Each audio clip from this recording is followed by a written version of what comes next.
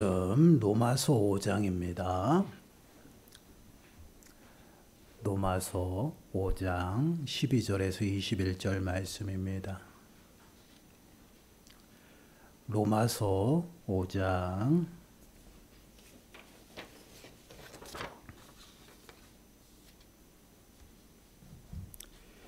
12절에서 21절 말씀 우리 한 목소리로 함께 읽겠습니다. 그러므로 한 사람으로 말미암아 죄가 세상에 들어오고 죄로 말미암아 사망이 들어왔나니 이와 같이 모든 사람이 죄를 지었으므로 사망이 모든 사람에게 이르렀느니라. 죄가 율법이 있기 전에도 세상에 있었으나 율법이 없었을 때에는 죄를 죄로 여기지 아니하였느니라. 그러나 아담으로부터 모세까지 아담의 범죄와 같은 죄를 짓지 아니한 자들까지도 사망이 왕노릇하였나니 아담은 오실 자의 모형이라. 그러나 이 은사는 그 범죄와 같지 아니하나니 곧 한 사람의 범죄를 인하여 많은 사람이 죽었은즉 더욱 하나님의 은혜와 또한 한 사람 예수 그리스도의 은혜로 말미암은 선물은 많은 사람에게 넘쳤느니라. 또 이 선물은 범죄한 한 사람으로 말미암은 것과 같지 아니하니 심판은 한 사람으로 말미암아 정죄에 이르렀으나 은사는 많은 범죄로 말미암아 의롭다 하심에 이름이니라. 그 한 사람의 범죄로 말미암아 사망이 그 한 사람을 통하여 왕노릇하였은즉 더욱 은혜와 의의 선물을 넘치게 받는 자들은 한 분 예수 그리스도를 통하여 생명 안에서 왕노릇하리로다. 그런즉 한 범죄로 많은 사람이 정죄에 이른 것 같이 한 의로운 행위로 말미암아 많은 사람이 의롭다 하심을 받아 생명에 이르렀느니라. 한 사람이 순종하지 아니하므로 많은 사람이 죄인 된 것 같이 한 사람이 순종하심으로 많은 사람이 의인이 되리라. 율법이 들어온 것은 범죄를 더하게 하려 함이라. 그러나 죄가 더한 것에 은혜가 더욱 넘쳤나니 이는 죄가 사망 안에서 왕노릇한 것 같이 은혜도 또한 의로 말미암아 왕노릇하여 우리 주 예수 그리스도로 말미암아 영생에 이르게 하려 함이라. 아멘. 오늘은 우리가 죄에 관해서 좀 말씀을 함께 묵상해 보려고 합니다. 질문 14번째 14번을 보시면 죄가 무엇입니까? 라고 질문을 하고 있어요. 우리 답변을 함께 읽어보겠습니다. 시작. 죄는 하나님의 법을 지키지 못한 것과 그 법을 어기는 것입니다. 죄는 무엇이냐? 하나님의 법을 지키지 못하는 것과 또한 그 법을 어기는 것이다 라고 답변을 하고 있습니다. 오늘 본문 19절 말씀을 한번 보실까요? 19절 말씀을 보시면 한 사람이 순종하지 아니함으로 많은 사람이 죄인 된 것 같이 한 사람이 순종하심으로 많은 사람이 의인이 되리라. 한 사람이 순종하지 아니함으로 많은 사람이 죄인이 되었다라고 말씀을 하고 있죠. 그러면 죄가 무엇인가? 하나님 말씀에 불순종하는 것이 바로 죄라고 이제 말씀을 하고 있습니다.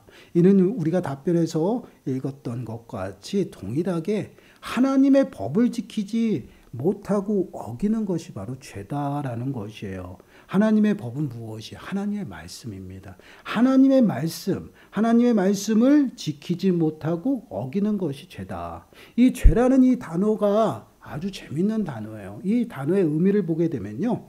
관역에서 벗어났다라는 의미가 있어요. 관역에서 벗어났다라는 것이에요. 죄가 무엇이냐? 관역에서 벗어났다. 하나님 말씀에서 벗어났다라는 말이죠. 그것이 이제 죄다라고 말씀을 하고 있어요. 근데 이 답변을 보게 되면 법을 지키지 못하는 것이 나오고요. 또한 어기는 것이 나옵니다. 근데 이것을 좀 더 구체적으로 또한 더 정확하게 정의를 하게 되면요. 죄는 무엇이냐면 하나님의 말씀을 순종함에 있어서요, 조금이라도 부족하거나 위반하는 것을 죄라고 합니다. 이 말이 참 우리에게는 너무나도 무거워요. 여러분, 죄라는 것이 무엇이냐면 우리가 늘 하나님 말씀에 순종하며 살아가라고 하잖아요. 근데 우리가 순종하려고 해요. 근데 그 순종함이 부족한 것도 죄라고 이야기를 하고 있어요. 그리고 어기는 것이 죄다라고, 위반하는 것이 죄다라고 말씀을 하고 있죠. 이러한 정의를 보게 되면요, 우리는 모두가 하나님 앞에 설 때 어떠한 모습으로 살아요? 다들 죄인으로 서는 거예요. 의로운 모습이 하나도 없어요. 왜요? 우리는 끊임없이 강조합니다. 하나님의 말씀을 우리는 완전하게 순종할 수 없어요. 연약한 존재예요. 오직 하나님의 말씀과 하나님의 법을 완전하게 100% 순종했던 사람은 딱 한 사람, 예수님밖에 없다라는 것이에요. 그래서 오늘 우리가 읽은 19절 말씀에서도 분명히 한 사람이 순종하지 아니함으로 많은 사람이 죄인이 된 것이고, 또한 한 사람이 순종하심으로 많은 사람이 의인이 됐다라는 것이에요. 이 순종이, 예수님께서 순종하신 것은요, 우리가 그냥 말씀대로 살려고 몸부림치고 그것을 따라가는 그러한 모습이 아니라 100% 순종하셨다라는 거예요. 죽기까지 순종, 복종하심으로 우리를 구원하신 것이 바로 예수님의 사역이에요. 이렇게 우리는 늘 하나님 앞에 설 때 어떤 모습으로, 연약한 모습으로 설 수밖에 없어요. 죄인임을 늘 죄인이라는 것을 고백하며 서게 되는 것이 바로 우리들의 모습이에요. 그래서 우리는요, 늘 하나님 앞에 겸손하게 서야 돼요. 그리고 더 나아가서는요, 우리가 정말 하나님의 말씀 앞에 온전히 우리를 날마다 세우지 아니하면 우리가 연약하다라는 것, 또한 우리가 죄인이라는 것을 전혀 깨닫지 못해요. 정말 나는 참 믿음이 좋다, 나는 참 거룩해, 의롭다, 이러한 사람들은요, 어떠한 사람이 굉장히 교만한 사람들이에요. 더 직접적으로 말씀을 드리면 이러한 사람들은 말씀을 보지 않는 사람들이에요. 왜요? 말씀을 보면 볼수록 우리는 연약해서 그 말씀 앞에 겸손해질 수밖에 없어요. 왜? 그 말씀을 우리는 순종할 수 있는 능력이 없기 때문에. 여러분, 로마서 3장 20절 말씀을 보시면, 그러므로 율법의 행위로 그의 앞에 의롭다 하심을 얻을 육체가 없나니 율법으로는 죄를 깨달음이니라. 하나님의 말씀을 우리에게 하나님께서 주신 것은 분명히 그 말씀대로 온전히 순종하며 거룩한 하나님 백성답게 살아가라고 분명히 말씀을 주셨어요. 그래서 우리는 그 말씀대로 순종하고 그 말씀을 따라가고 행하며 살아가야 됩니다. 그것이 구원받은 백성들이에요. 그런데 그 말씀 앞에 순종하기에 우리는 너무나도 연약한 존재라는 것이에요. 그러면 하나님 이거 지키지도 못할 말씀을 왜 주셨습니까? 그것은 그 말씀을 통해서 내가 연약함을 깨닫고 내가 죄인임을 깨닫고요, 하나님을 온전히 의지하며 살아가도록 만든 거예요. 우리는 하나님의 말씀을 지킬 수가 없어요, 여러분. 이게 이상하게 들리죠? 여러분, 분명히 죄는요, 관역에서 벗어난 것이에요. 우리가 아무리 하나님의 말씀을 지키려고 몸부림치지만 우리의 힘으로는 그 말씀이 깨달아지지도 아니하고 그 말씀이 내가 그 말씀을 따라 붙잡고 살아갈 수 있는 그 능력이 안 된다라는 것이에요. 그래서 하나님의 도우심이 필요한 것이에요. 그래서 말씀을 따라 순종하며 살아가고 성도답게 살아가기 위해서는요, 겸손하게 말씀 앞에 내가 서서요, 그 말씀 앞에 내게 연약함을 깨닫고 하나님을 찾는 것이에요. 하나님 도와주세요. 그러한 심령들을 불쌍히 여기셔서 하나님이 끌어주시고 또한 예비된 그 삶의 모습으로 인도하시는 거예요. 그 인도하심 따라 살아가는 것이 바로 성도예요. 이 말씀을 이스라엘 백성들로 옮겨가 보세요. 이스라엘 백성들을 출애굽에서 구원하셔서 가장 먼저 그들에게 주신 건 율법이에요. 그 율법을 왜 주셨어요? 이제는 너희들은 애굽의 법을 따르는 것이 아니라 하나님의 백성으로서 하나님의 법을 따르며 거룩한 하나님의 백성답게 살아가는 것이에요. 그래서 그 율법을 지켜 행하는 그러한 삶을 통해서 그들이 하나님의 거룩한 백성이라는 것을 깨닫고 그렇게 살아가라는 거예요. 근데 그 율법을 지킬 수 있는 자가 하나도 없어요. 그래서 그 율법을 통해서 그들의 연약함을 깨닫고요, 하나님을 전적으로 의지하며 하나님의 도우심으로 살아가도록 그렇게 만들었다라는 것이에요. 그래서 끊임없이 이스라엘 백성들의 그 불평과 원망 속에서도 하나님께서는 그들에게 은혜를 베푸시고 그들을 어떻게 해요? 광야길에서 그렇게 훈련을 시켜줘요. 하나님을 전적으로 의지하며 살아가도록 그렇게 만들고 있다라는 것이에요. 여러분, 우리는요 예수 그리스도로 말미암아 온전히 구원받았습니다. 그러나 여러분, 우리는 그럼에도 불구하고 죄에서 자유로울 수가 없다라는 것이에요.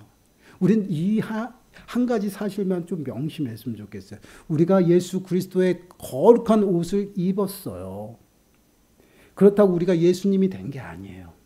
우리는 예수님이 아니에요. 이 말씀은 우리가 거룩한 의인이 된 것이 아니다라는 것이에요. 하나님도 우리에게 의인이다라고 말씀하시지 않았어요. 이제 너희들이 죄가 없다라고 꽝꽝꽝 선언하셨을 뿐이지 너희는 의인이다라고 말씀하시지 않았어요. 이것이 무엇을 의미해요? 우리는 언제든지 죄로 인해서 넘어지고 범죄하고 쓰러지고 자빠지는 그런 인생이라는 것이에요. 그러면 우리가 늘 이러한 모습 가운데 고통 가운데 살아가야 할까? 그렇지 않다라는 것이에요. 우리와 늘 함께 하시는 우리 심령 가운데 내주하신 그 성령의 인도하심대로 따라가는 것이에요. 그 기도할 때 성령의 인도하심 따라서 기도하고요. 성령이 우리를 위해서 기도하고 우리를 돕고 있다라는 것이에요. 그 도우심대로 우리가 따라가는 그러한 모습. 그러면 우리는 저절로 그 말씀 앞에 온전히 붙들려 살아가게 되는 이것이 성도들의 모습입니다. 그래서 요한일서 3장 4절 말씀을 보면 죄에 대해서 이렇게 말씀하고 있어요. 죄를 짓는 자마다 불법을 행하나니 죄는 불법이라. 여기서 불법은요 반역하고 거역하고요 그러한 의미가 있어요. 결국은 우리가 죄 가운데에서 죄를 범하면서 살아가는 그러한 모습이 누구에게? 하나님 앞에 반역하고 거역하는 그러한 일이다라는 거예요. 왜요? 하나님의 말씀에서 벗어난 것이기 때문에. 하나님과의 뜻과는 전혀 상관없이 살아가는 그러한 모습이기 때문에 우리는 어때요? 늘 하나님을 반역하며 거역하며 살아간다는 것이에요.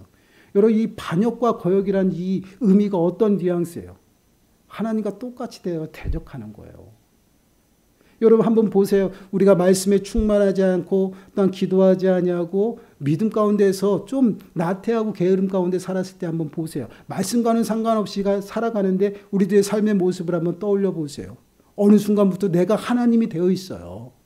내 삶에 내가 주인이 되어서 내 경험과 내 중심과 내 방법으로 살아가고 있다는 것. 이것이 무엇을 의미해요? 하나님을 반역하고 거역하는 것이에요. 왜요? 말씀에서 벗어난 것이거든요. 그러한 모습은요 모두가 죄를 범하는 것이고 그것은 뭐예요? 불법이에요. 불법은요 거역하고 반역하는 것이에요. 그러한 모습 가운데 살아가는 그러한 모습이 바로 우리 인생들이에요. 아담의 불순종이 무엇이었습니까? 하나님을 반역하는 거였어요. 내가 하나님이 되려고 했던 것이에요. 결국은 그로 인해서 모든 사람이 다 죄 가운데 살아가게 되었습니다. 죄 가운데 놓이게 되었어요. 이것이 바로 원죄예요. 이러한 원죄로 말미암아 우리는 영원히 죽을 수밖에 없었던 인생들이에요. 완전히 모든 것들을 상실했어요. 그러한 인생들을 불쌍히 여기셔서 예수 그리스도께서 둘째 아담으로 오셔가지고요. 하나님의 계명을 완전히 순종하신 것이에요. 그 완전히 순종하심으로 말미암아 우리에게 그 행위가 의로운 옷이 되어서 우리들을 입히신 거예요. 그래서 그 옷이 우리를 덮고 있기 때문에 우리의 죄가 없다라고 덮어진 겁니다. 그것이 하나님의 사랑이에요. 그래서 사랑은 허다한 죄를 덮는다라는 표현이 나오는 거예요. 사랑하는 여러분, 우리는 그래서 죄가 무엇인지를 깨닫기 위해서는 어떻게 해야 돼요? 말씀 앞에 더욱더 가까이 나아가야 돼요. 우리가 교만해지지 아니하기 위해서는 말씀 앞에 나가야 돼요. 우리가 겸손해지기 위해서는 말씀 앞으로 나가야 돼요. 왜요? 말씀을 통해서 내 연약함을 깨닫기 때문에. 내 연약함을 알지 못하면요, 말씀 앞에 가까이 나가지 않는 삶의 모습이에요. 여러분, 성령 충만함 받으세요라고 이야기를 하잖아요. 성령 충만한 삶의 모습이 어떤 거예요? 우리는 마냥 성령을 기다리고 성령을 받아요? 우리 안에 성령이 내주하고 계신데 우리는 늘 성령 충만함을 기대하고 있죠. 그럼 그 성령 충만함이 뭐예요? 여러분, 성령 충만함은요, 말씀 충만이에요. 왜 그렇습니까? 하나님께서 주신 이 성경은 무엇으로 되어 있어요? 하나님의 감동으로 되어 있는 거예요. 성령님께서 기록하시고 성령의 감동을 통해서 이것을 기록하신 말씀이라는 것이에요. 이 말씀이 내 안에서 충만할 때 성령이 충만하게 흘러넘치는 것이에요. 그리고 예수 충만이 뭐예요? 여러분, 말씀 충만이에요. 진리가 되신 예수 그리스도. 말씀이 육신이 되어 우리 가운데 거하셨다라고 말씀을 하고 있어요. 구약의 많은 믿음의 선진들이 무엇을 믿었어요? 하나님의 말씀을 믿고 따라갔다라는 것이에요. 근데 그 말씀이 우리들 가운데 육신이 되어 이 땅에 오셨어요. 그분이 바로 예수 그리스도예요. 그래서 예수 그리스도 충만이요, 말씀 충만이에요. 하나님 말씀. 그래서 믿음은 들으면서 나고 들음은 그리스도의 말씀이다라고 말씀을 하고 있어요. 여러분, 말씀 앞에 온전히 나를 세우지 않는 사람들은요, 성령 충만함도 없어요. 주님을 만나지도 못해요. 그래서 우리가 온전히 성도답게 살아가는 그 방법은요, 오직 말씀과 기도밖에 없어요. 거룩해져 가는 방법이에요. 근데 우리가 말씀 앞에 서지 못하고 말씀이 전혀 우리하고 상관없이 내 삶을 말씀 앞에 비추고 살피지 않는 그러한 삶은요, 결국 교만함에 넘어질 수밖에 없어요. 여러분, 이 성경 66권은요, 볼 때마다 새로워요. 저희 목회자들은 매일 말씀을 연구하잖아요. 연구할 때마다 새로워요. 왜 그럴까요? 신비예요, 신비. 여러분, 성경 66권을 다 안다라고 이렇게 말하시는 분들, 아유, 굉장히 대단한 겁니다. 교만이죠. 어떻게 그렇게 다 알 수가 있어요? 1000번 읽어도 10,000번 읽어도 이해 못하는 것이 성경입니다. 하나님께서는요, 그렇게 우리들에게 능력을 주시지 않았어요. 하나님께서는 굉장히 인격적이신 분이 우리의 때에 따라서 깨달음을 주시는 것이에요. 근데 우리는 자꾸만 이것을 다 안다라고 생각하죠. 이런 분들은요, 말씀 앞에 제대로 서 있질 않는 것이에요. 말씀 앞에 서면 내가 얼마나 연약한지 고백하고 깨달아야죠. 어떻게 교만해질 수가 있어요. 이게 바로 우리들의 현실이라는 것이에요. 행위가 아니에요. 하나님을 만나야 돼요. 말씀을 통해서 하나님을 깨달아야 되고 하나님을 만나야 됩니다. 왜요? 그 말씀이 육신이 되어 우리 가운데 오셨어요. 그리고 말씀 앞에 나를 비춰야지 내가 어떻게 살아가야 되는지 깨닫는 거잖아요. 죄는요, 말씀에서 벗어난 것입니다. 하나님 말씀에서 벗어나고 하나님을 반역하는 행위예요. 그러한 삶은 어떻게 영원히 죽을 수밖에 없는 그러한 하나님의 진노와 심판 가운데 살아간다라는 거죠. 죄는 굉장히 무서운 것이에요. 죄는 누룩과 같아서요, 우리들의 삶 가운데 끊임없이 번져나가고요. 더 나아가서요, 그 죄는요, 우리를 사망으로 몰아간다는 것이에요. 우리를 죄악으로 몰아가요. 이것이 죄예요. 얼마나 무서운데요. 여러분, 이사야서 64장 6절 말씀을 보시면요, 무릇 우리는 다 부정한 자 같아서 우리의 의는 다 더러운 옷 같으며 우리는 다 잎사귀같이 시들므로 우리의 죄악이 바람과 같이 우리를 몰아가나이다. 우리의 죄악이 바람같이 우리를 몰아간다. 어디로 몰아가요? 사망으로 몰아가요. 교만으로 몰아가고요. 우상숭배로 몰아가요. 이것이 죄예요, 죄. 눈에 보이지 않는 것 같은데 그것이 어느 순간에 부풀어져 가지고 우리의 삶을 완전 억누르고 있다는 거예요. 이것이 바로 죄의 모습이에요. 그래서 우리는 하나님 앞에 나가기 위해서요, 어떠한 모습으로 살아가야 돼요. 데살로니가전서 5장 22절 말씀 보니까 마지막 때가 가까울수록 어떤 모습이면 악은 어떤 모양이라도 철저히 버리라는 거예요. 제거하라는 것이에요.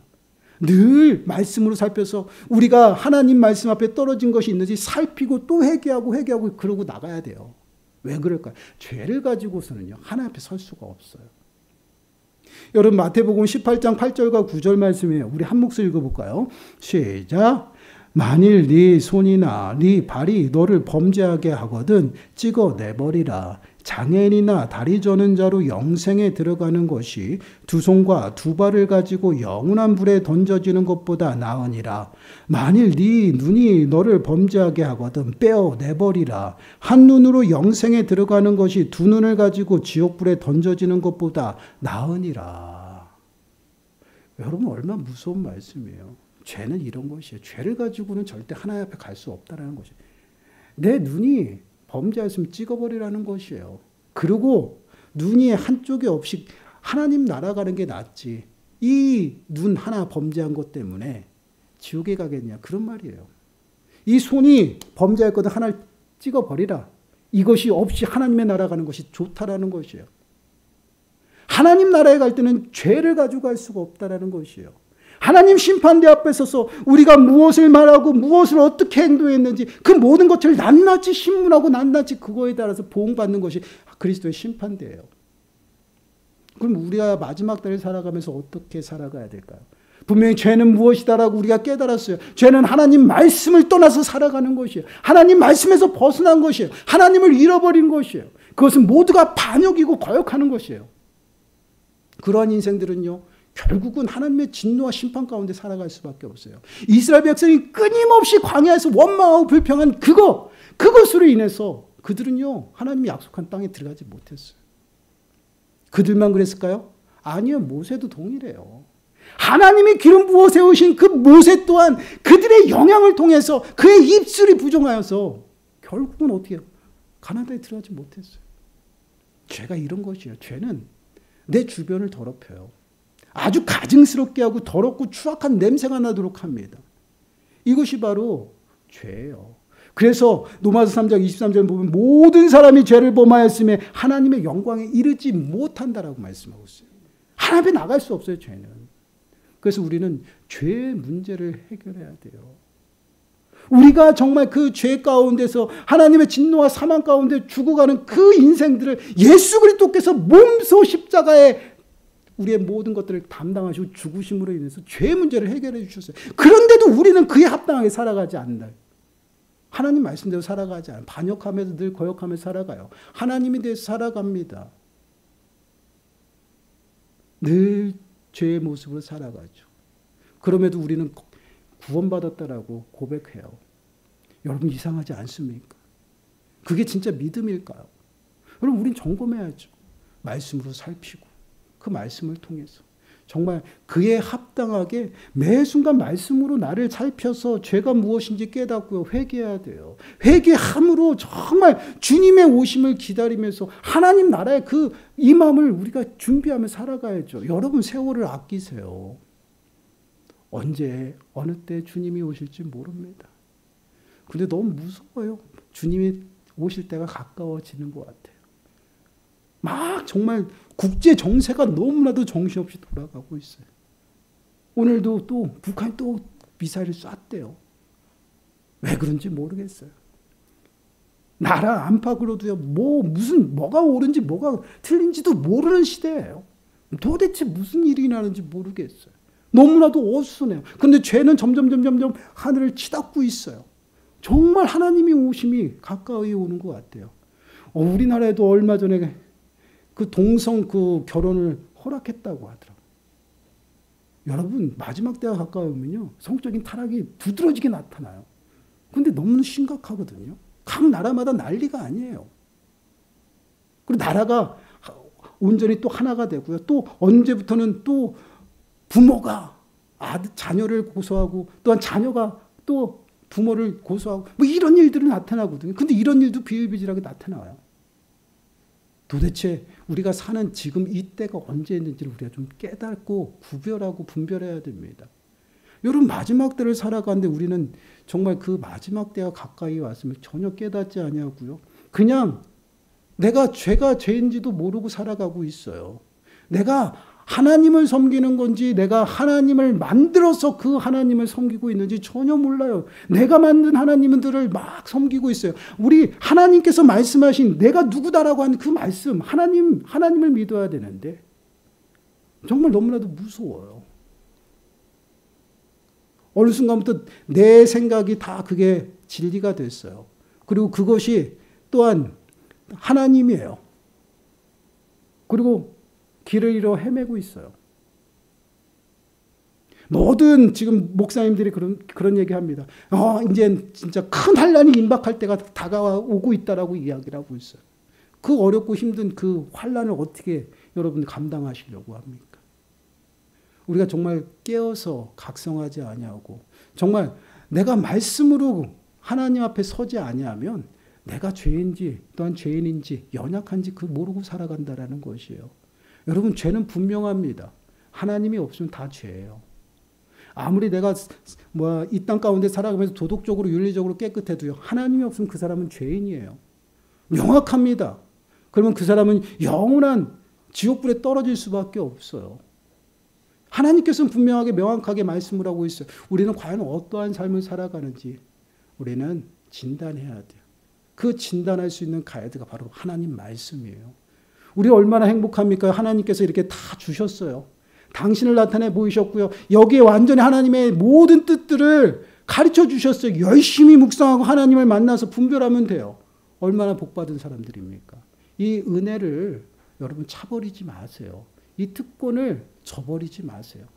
매 순간 말씀으로 나를 살펴서 나의 연약함을 깨닫고요. 정말 나의 힘이 되시고 나를 도우실 수 있는 예수 그리스도 앞에 더욱더 가까이 나가시길 바라요. 그러므로 정말 매 순간순간 우리 안에 있는 정말 모난 것들, 악의 모양들, 죄된 요소들을 회개하시고요.